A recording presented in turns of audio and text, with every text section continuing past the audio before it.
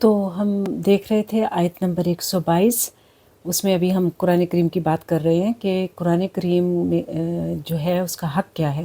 جیسے اللہ نے کہا ہے کہ حق کا تلاوت ہی اس کا حق ادا کریں. تو دیکھیں یہاں پہ جو ہے چند باتیں کرتے ہیں کہ میں اور آپ ہم خود سے سوال کریں کہ کیا ہم اس کا حق ادا کرتے ہیں. کیا ہمیں قرآن کے جیسے کہ کہا گیا ہے کہ قرآن کو جو ہے پڑھیں، سمجھیں اور اس پر عمل کریں. تو دیکھیں پڑھنے کے لیے بھی حروف کا حق ہے، اس کو بالکل ایکوریٹ، بالکل صحیح تجوید کے ساتھ. اور تجوید ساری زندگی سیکھنے والا کام ہے، یہ چھوٹی سائنس نہیں ہے.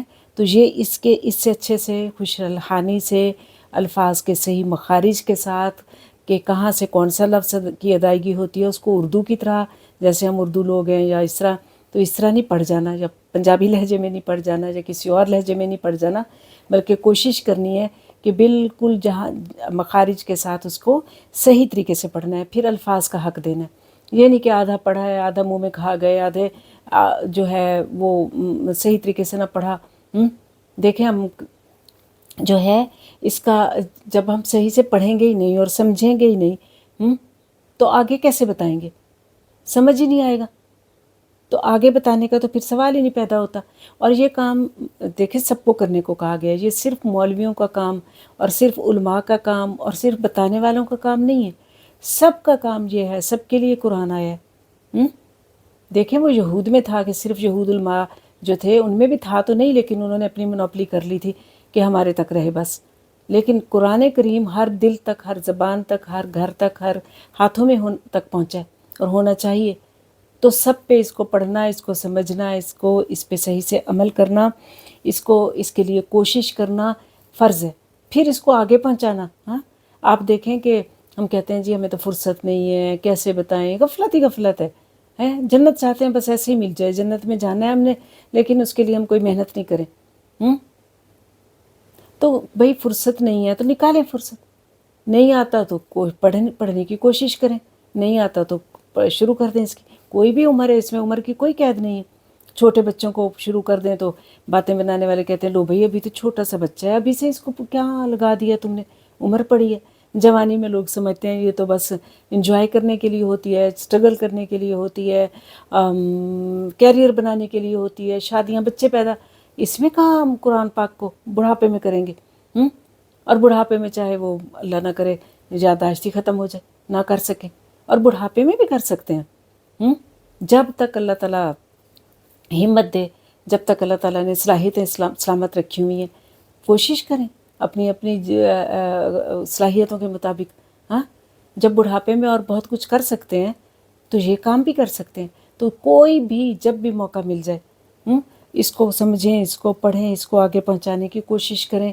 اب دیکھیں نا، ہم کہتے ہیں نہیں ہمیں نہیں آتا. دیکھیں اگر آپ کا کوئی بزنس ہو تو کیسے کوشش کریں گے کہ کیسے پروڈکشن زیادہ ہو، کیسے مارکیٹنگ زیادہ ہو، کیسے زیادہ سے زیادہ لوگوں کو اویئرنیس دیں، کیسے لوگوں ایڈورٹائزمنٹ کریں، کیسے لوگوں کو ضرورت پیدا کریں کہ وہ اس چیز کو لیں. اسی لیے ہوتے ہیں نا ایڈورٹائزمنٹس. تو ایسے ہی اگر ہم مسلمان ہیں، اگر ہم اس کام کو بھی اپنا کام سمجھیں کہ دعوت و تبلیغ بھی ہمارا ہی کام ہے، امت وسط بنایا گیا ہے، ہمیں آگے پیغام پہنچانے والی بنایا گیا ہے، تو پھر ہم اس کو اگر اپنا کام سمجھیں، اپنا ذاتی کام سمجھیں، تو پھر اس کے لیے بھی وقت نکالیں گے، اس کے لیے بھی کوشش کریں گے، اس کے لیے بھی طریقے ڈھونڈیں گے کہ اس کا کیسے حق ادا کریں. تو یہ آج کی آیات کا تو یہی ہے.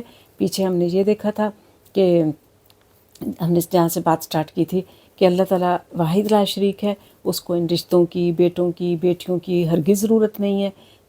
پھر اللہ تعالیٰ نے بتایا تھا کہ زمین آسمان کائنات سب اس کی عبادت میں لگے ہوئے ہیں، اور انسان کی بات اور ہے، وہ سرکشی کرتا ہے. پھر اللہ تعالیٰ کی جو ہے ہم نے جو ہے نبی کریم صلی اللہ علیہ وسلم کی جو کو اللہ تعالیٰ نے ہدایت کی کہ بھئی آپ کا مقام اور مرتبہ کیا ہے، بشیر اور نذیر ہیں، ٹھیک ہے. اور آپ سے نہیں پوچھو گی، ہر بندے کو اس کی ذمہ داری کا جو ہے جو اس کے ذمہ کام ہے وہ پوچھا جائے گا. پھر جو ہے اللہ تعالیٰ نے ہمیں قرآن کریم پہ ایمان لانے اور اس کے جو ہے اس کے لیے ہمیں مزید کیا کرنا ہے کہ آگے بھی پہنچانا ہے اور حق ادا کرنا ہے، یہ بتایا. اب دیکھتے ہیں آیت نمبر 122. آیت نمبر 122 میں اللہ ताला फरमाते हैं या बनी इसराइल अस्कुरू निअमती जल्लती अनअमतु अलैकुम वन्नी फद्दलतुकुम अलल आलमीन। अल्लाह ताला कहते हैं बनी इसराइल, देखें वही बात पीछे 10 रकूओं से पढ़ते आ रहे हैं, फिर अल्लाह कह रहे हैं कि ए बनी इसराइल क्या हो, वो याद करो तुम कि तुम्हें मैंने कितनी नेमतें दी हैं, कितने तुम पे एहसानात किए हैं, और कितनी नेमत तुम्हें दी कि व अन्नी फद्दलतुकुम अलल आलमीन, कि मैंने तुम्हें जहान वालों का जो जहान वालों पर फजीलत दी। देखें जहान वालों पर फजीलत इनको कैसे दी, इनको ऐसे दी कि इनको सदियों से नस्लों से हैं इन्हीं में नबी आ रहे हैं। इनके अल्लाह ताला ये फ़िरौन से इनको निजात दी, फ़िरौन के जुल्मों से निजात दी, वहाँ पे जो इनके टॉर्चर होता था, इनकी बेटियों को ज़िंदा रखा जाता था और खिदमतें ली जाती थी और बेटों को कत्ल किया जाता था, उस सब से निजात दी।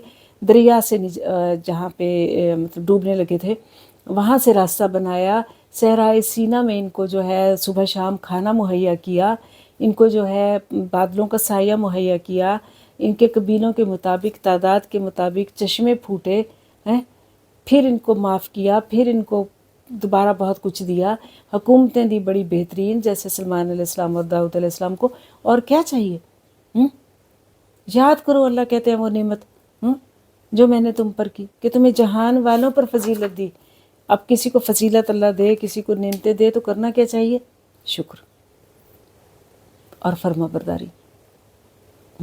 लेकिन इन्होंने, आप पीछे पूरा पढ़ चुके हैं कि इन्होंने क्या किया, उसके ऑपोजिट किया।